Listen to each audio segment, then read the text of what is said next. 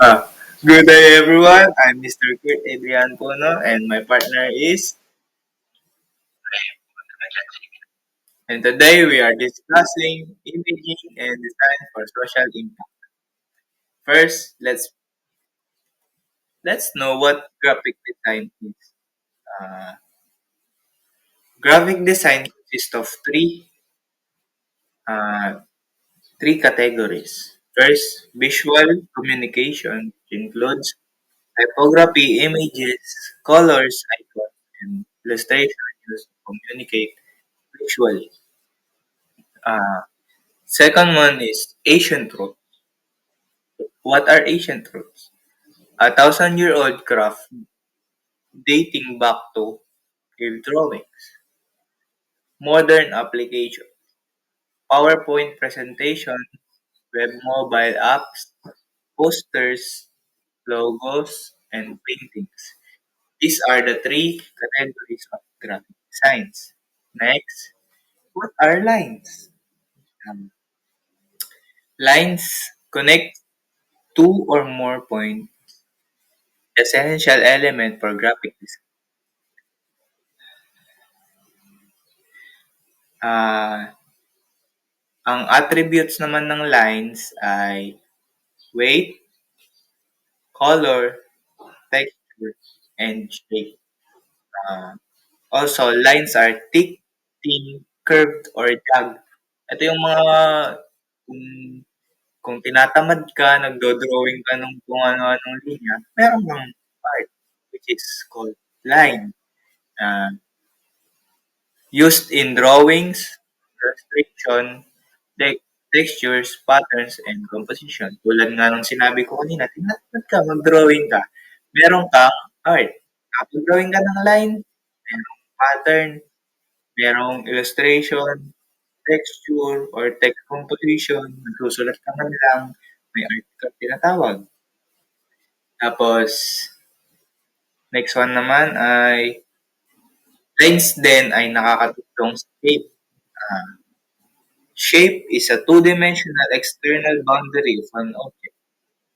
Any object outline with height and width. Uh, Lines plus shape is called the foundation of your design. Kung mapapansin nyo, sa mga shape, di ba meron pa din naman silang mga lines. They, parang inano lang sila, ginamit lang sila as patterns. Tas, hinulma sila para maging shape. Tapos,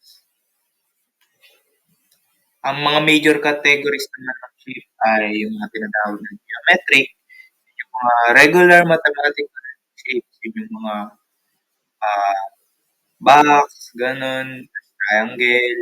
Tas, sa organic naman, yung mga free-form shapes. Kunyari, nag-drawing ka ng heart. Wala yung, wala ano yun. Tas, circle, ganun. Tapos, apple. Yun yung mga tinatawag ng organic. Sa geometric kasi, usually, meron silang bilang or may bilang sila ng corners. Geometric is example yung mga box, triangle, yung mga sinabi ko kanina. Next naman ay visual balance. Sa visual balance naman, visual balance creates equilibrium by relating elements like line, shape, color, space, or form in terms of their visual weight. Ah, Meron naman tayong dalawang sides ng balance. Two sides of a piece are equal. Symmetrical daw. Sa symmetrical naman, both sides do not contain the same elements but have similar visual weight. Example ng symmetrical balance, yun yung mga kunyari nag-drawing ka ng may color sa taas na blue. Tapos sa baba, meron kang color blue din. Tapos sa side, both side, dun sa between nung dalawang nakatayo, meron kang orange. That's called symmetrical.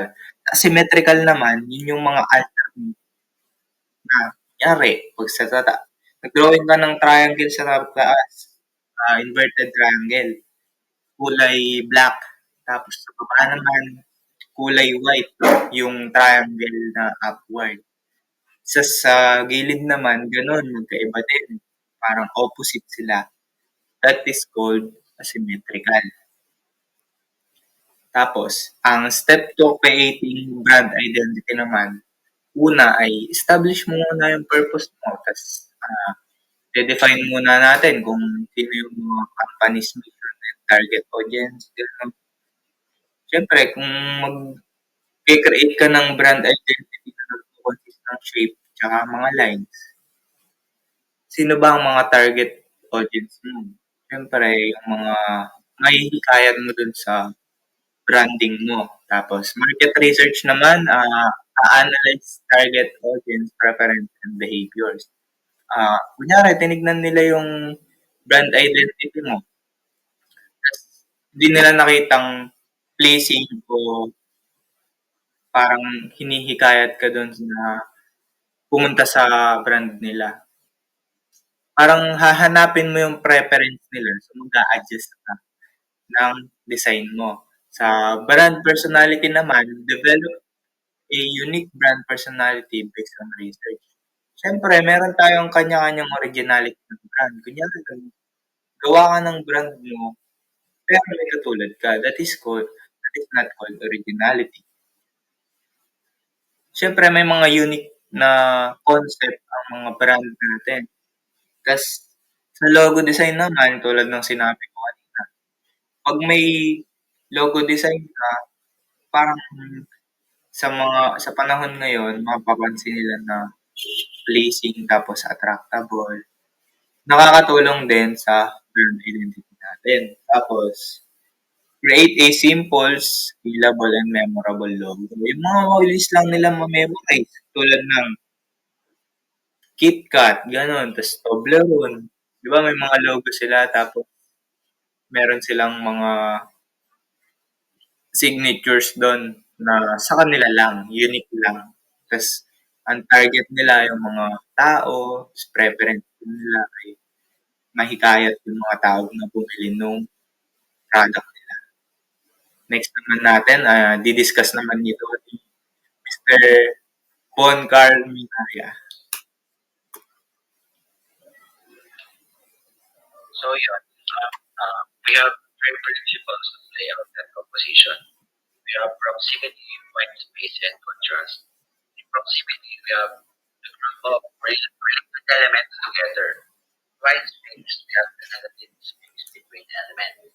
And in contrast, we have the opposite elements for emphasis. Sa first, ano muna daw ang layout? Ang layout daw ay term layout refers to how components of a visual communication are organized on a two-dimensional field. Uh, the chief question designer needs to ask before planning a layout for their work are, siyempre, ano daw po ang message ng layout natin. Tapos, uh, what feeling do they want the design style to evoke? Kung ano daw yung pinapakitang feeling ng style natin para makahikayat ng audience. Tapos, the layout will say as much to an audience the components themselves. Parang i-explain na daw ng layout sa audience kung ano yung mismong pinapakita talaga. Tapos, sa proximity naman, in design block, text or graphics that are related should be grouped together to make your design easier to understand. Example nito, yung mga menu sa restaurant, tapos ah, wedding, ano ba dun? Wedding invitation, birthday invitation. Yung pinagsama-sama nila yung mga group related elements together. May picture, may logo, Ano pa ba? May brand, may lines, may shape to form that proximity. Tas sa white space naman, negative space between elements. Ito yung tinatawag na 'pag sa music, ang white space daw ay need para makabuo ng sa music. So, to build a layout, you need white space. Sa contrast naman, helps you catch the viewer's eye, create a direction, or give emphasis to something. Parang i-explain na ng contrast kung ano yung gusto niyang ipaiwatig sa mga viewers natin. So, parang kukuhain nila yung attention, gano'n. Then, syempre, sa contrast, ano, nag-give ng vibrant color, tas parang pleasing yung look. So, parang may intrigue ka talaga na magbasa. Next naman natin ay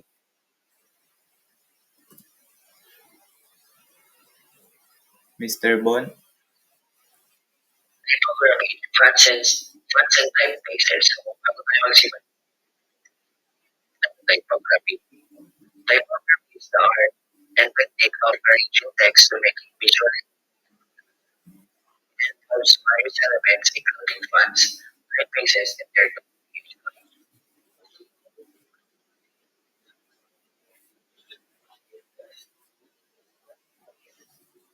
A typeface style that includes a complete set of characters, including letters, numbers, and symbols, designed with consistent visual characteristics.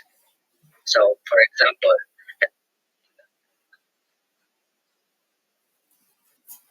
now types yung font naman, a font is a specific version or variation of a type space that its type, weight, or the tag bold, light, or style, italic or regular. So, for instance, Times New Roman italic point to that it is a font within the Times New Roman typeface. So, para mas maintindihan natin or mas paikliin, typeface, it is the list or the family of letters. So, ang font naman ay specific implementation ng typeface. Next one is serif font. Serif fonts have small decorative strokes or yung mas kilala bilang verbs at the end of the letters. So, example nito ay yung Times New Roman, Ramon, Georgia. Characteristic niya ay yung traditional and elegant, often used in formal context, mga libro, diaryo, and print media. It enhances readability and long-form text due to the serifs guiding the eye. Next one is sans serif fonts. Sans serif fonts lack the small decorative strokes at the end of letters, resulting in a neat and modern look. Example ay Imperial, Helvetica, and Verdun. So, characteristics nito ay minimalistic and contemporary, commonly used in digital context branding, and the function for and extreme due to its simplicity. The last one is display pans. Display pans are designed for attention-grabbing purposes, typically used in large size for posters, advertisements, mga lobster, so, ang kanilang mga factors. Stylish and decorative, adaptable for body text, better readability consistency. Also, it adds personality and emphasis due to this thing. Next one, the next one is, yeah, so we have color theory basics. Here we have fundamental properties, which is the usage, function, and value, or mas kilala bilang 8. They are fundamental properties of color used in color theory and digital design, describe and manipulate colors. So, ito yung kanina-kanilang breakdown. Number one is hue, refers to pure vibrant colors. So, U refers to the color itself, its position on the color spectrum, such as red, blue, yellow, or green. So, meron tayong measurement dito, typically measured in degrees. 0 degrees to 360 degrees on the color wheel. Kapag 0 degrees, we have the color red, and in 60 degrees naman, we have the color yellow. 100 degrees, we have color green, and 240 degrees is equal to the color blue. So, ano nga ba yung role ng U? So, it is the type of color but does not include information on brightness or intensity. The intensity of the color range of color is scaled by brand. So, saturation, or mas kilala din bilang chroma, it is the measurement or measures the intensity or purity of a color. Kapag high saturation, it is equal to the vivid or pure color. So, example natin dito na color ay bright red. And kapag low saturation naman, we have light or grayish colors. Example natin ay pastel red or near gray. So, meron tayo na scaling. Saturation is measured as a percentage. So, nag-range siya ng 0% to 100%. Kapag 0%, completely desaturated or color gray. And kapag 100% naman, fully saturated, ang ano ay mga vibrant color. So, the last one is value. Brightness or darkness of a color. Essentially, how much light it reflects. So, pagka high value, lighter color. Mga example natin ay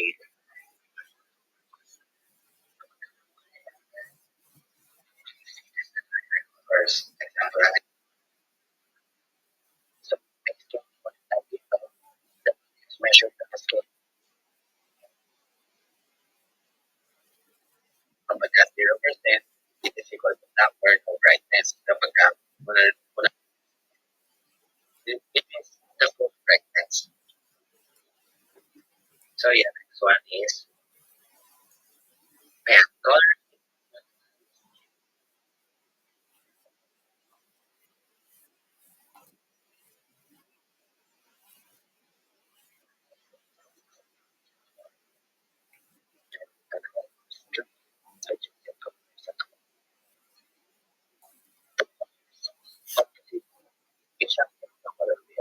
Triangle, three colors forming an equal In addition to Mr. Bon Carmina yan, ang monochromatic daw, siyempre ano lang yan, yung mga one color or may mga value. Tas meron naman tayong tinatawag na achromatic color scheme. Ang ang color scheme naman na 'to ay nagre-revolve siya sa mga desaturation like color, black, gray, and white. Ito yung kabaligtaran ng monochromatic. Sa analogous naman daw, three adjacent color on the color wheel. Yun yung mga sinabi ko kanina, yung mga magkakaharap, tas magkakapantay sila. Ah, sa complementary naman, yung mga direct opposite naman na color. Kunyari may blue sa taas, tas sa baba naman yung sa complementary. Tas sa meron din naman tayong tinatawag na split complementary color scheme. Split complementary color scheme ay uses both sides of the colors of the opposite color. Sa ano naman, sa triadic, yun yung mga three colors having equilateral triangle. It may be a combination daw ng primary, secondary, or tertiary. Kung sa monochromatic, saturation or value, achromatic naman, sila yung mga desaturated. Sa analogous naman, sila naman yung may mga adjacent, three colors that are adjacent in the color wheel. Sa Complementary naman at yung mga gumagamit naman ng combination of color like primary and secondary. Tas split complementary naman ay siyempre ano pa din, primary and secondary colors. Pero opposite on both sides of the opposite color naman. Sa tet ay sa triadic naman, ito yung mga gumagamit naman ng primary, secondary, or tertiary colors. Tapos, meron din tayong tinatawag na tetradic color scheme, also known as the complementary of double. Tas, this color scheme uses two pair of complementary colors. Ah, kunyari, primary, primary, tas secondary, secondary lang, ganun. Next is uh, understanding color profiles naman. Siyempre, familiar naman tayong lahat sa RGB. This color profile consists of green, red, green, blue, and blue. You, you should use this profile for design that are intended for screen displays. Tapos, CMYK. This color profile consists of cyan, magenta, yellow, and black. If you have a printer in your house, you probably see the colors as inks. This profile intended for designs that are to be printed. Yung mga ginagamit sa papel, tapos ang printer, tapos yung RGB naman, yung sila naman yung lumalabas sa mismong screen. Tapos, usually, sila din yung pinapakita sa mga images. Tas next naman ay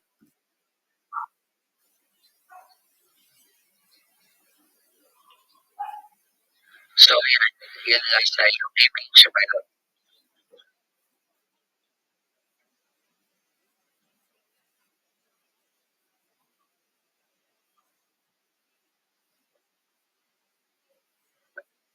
so,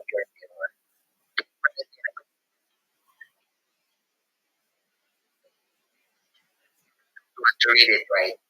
That is the power of image. They are not just decorations, but their composition. So, yun. Kaya naman, malaki yung tulong ng images sa mga graphic design. Sa mga graphic design kasi mas nagagawa na netong maging interesting yung mga babasahin ng readers or viewers. Finding and placing the right image is not a difficult thing as long as you know what kind of image you're going to use in your composition. Do you remember using clip arts on your project design? If yes, then I encourage you to not use it today as you are over with the clip art era.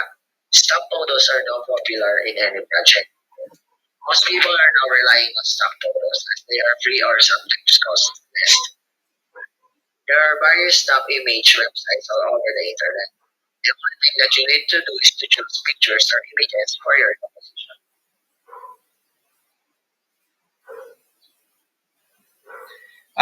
in addition to that, image file types. Sa image file types naman, nagko-consist naman tayo ng vector at raster. Ang vector daw ay ito yung mga type of image na kapag zoom mo, hindi sila magmumukhang pixelated. Sa raster naman, ito naman yung mga image na opposite ng vector. Na kapag zoom mo raw sila or in-enlarge, magiging pixelated sila. Siguro, ang example ng raster naman ay alam niyo yung sa mga piniprint naman ng printer, 'di ba 'pag sobrang zoom na nila may mga makikita na kayo dong pixelated. O kaya naman yung sa mga sa mga truck na pang may screen tapos sa sobrang zoom na ng video na pine-print nila, pixelated na yung lumalabas sa screen. Tas sa vector naman, ang example nito ay yung kapag nag-print ka sa photo paper, kahit i-zoom mo yun, hindi siya magmumukhang pixelated. Kasi pag print mo siya, malinis yung quality niya. Ah, EPS or encapsulated postscript. This vector format is described to produce high-resolution graphics for print. Being a universal file type, EPS can be opened in any designer editor. Sa Adobe Illustrator, Document, or AI, most preferable and commonly used image file type by designers. If you want to create a vector image, AI is one of the best tools for you. Commonly used daw ang Adobe Illustrator Document kesa sa EPS. Then, ang raster image file type extension naman natin ay Joint Photographic Expert Group or tinatawag na JPG or JPEG. Commonly used ang mga picture image file type. Raster type of image, JPEG image are known for their lossy compression. Kaya yung ibang image ay KB lang, tapos kasi kino-compress nila ng file file type na yun.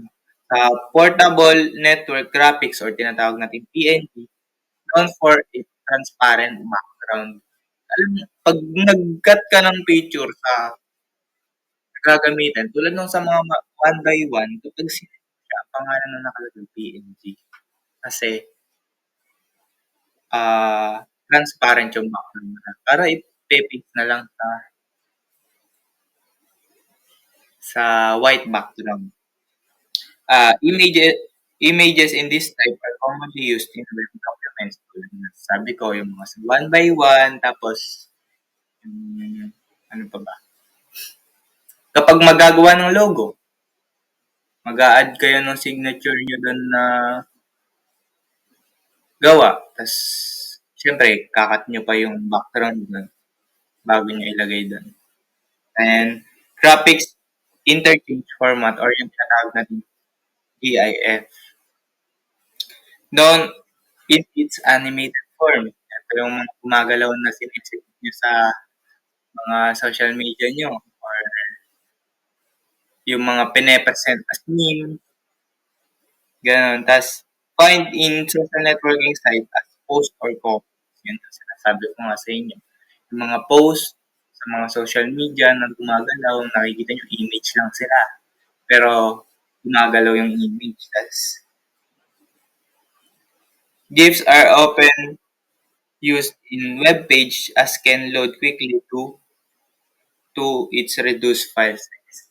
And that concludes our discussion. I'm Mr. Christian Puno, and my partner is.